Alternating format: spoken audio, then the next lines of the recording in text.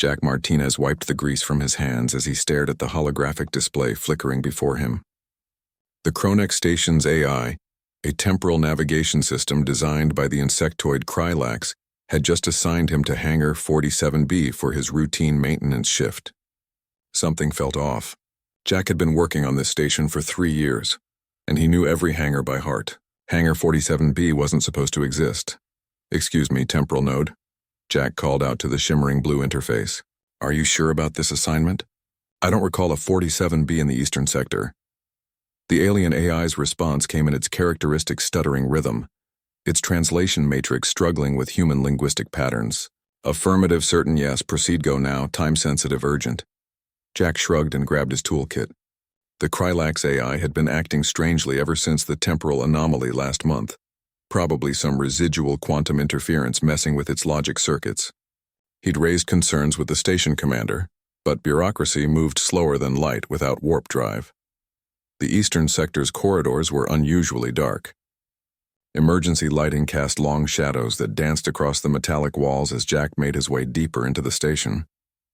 His datapad showed the hangar location, but the path took him through sections he'd never accessed, before maintenance tunnels marked with faded Krylax symbols that predated human involvement in the galactic community.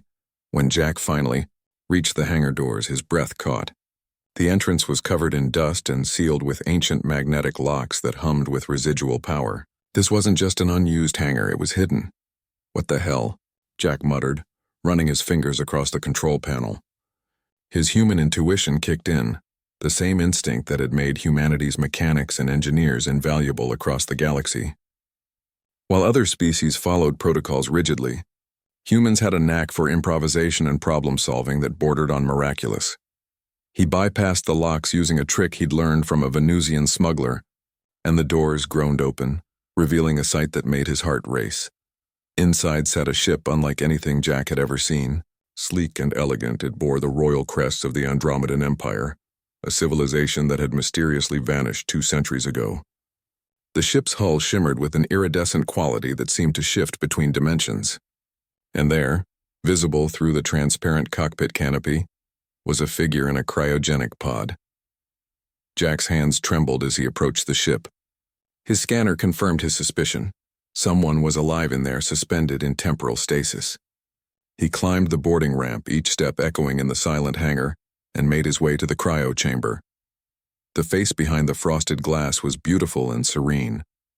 A young woman, perhaps in her mid-20s, with features that marked her as Andromedan nobility, the slight luminescence of her skin, the elegant bone structure, the royal tattoos that marked her as someone of importance. Jack checked the pod's readings. The stasis field was failing.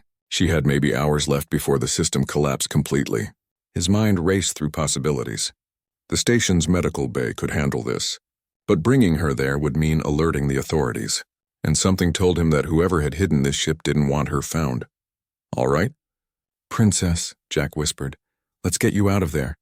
He worked quickly, using his understanding of cross-species life support systems to recalibrate the pod's revival sequence.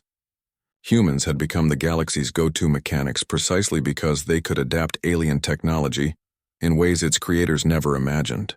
Where other species saw incompatible systems, humans saw possibilities. The pod hissed open and the woman's eyes fluttered. They were violet, a rare Andromedan trait that marked royal bloodlines. She gasped, her body adjusting to consciousness after what must have been centuries of sleep. "Easy," Jack said, supporting her as she sat up. "You're safe. I'm Jack Martinez, human mechanic stationed on Kronex." The woman's eyes focused on him with surprising intensity. "Human?" Her voice was hoarse but carried an unmistakable authority. "My name is Jessica, Crown Princess of the Andromedan 6th Fleet." She looked around the hangar, confusion crossing her features. "How long have I been asleep?" "Based on the ship's markings? About 200 years, give or take."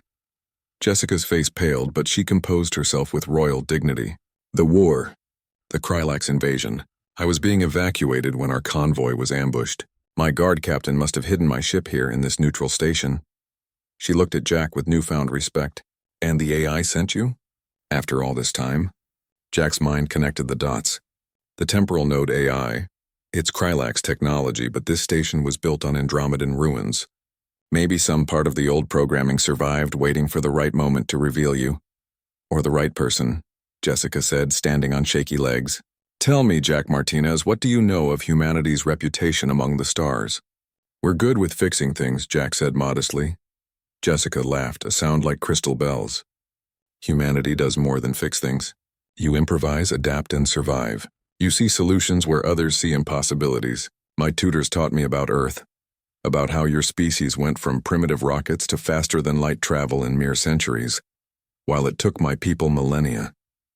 She placed a hand on his shoulder. The AI didn't make a mistake. It sent exactly who I needed.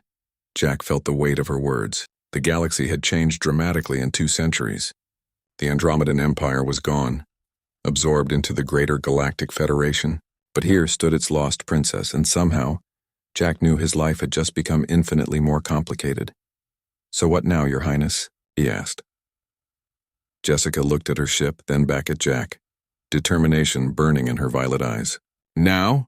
Now you help me understand this new galaxy, and then we figure out why someone wanted me to stay lost. Jack grinned despite the danger he knew they were facing. This was exactly the kind of impossible situation where humans thrived. Well then, Princess, welcome to the future. Let's get to work.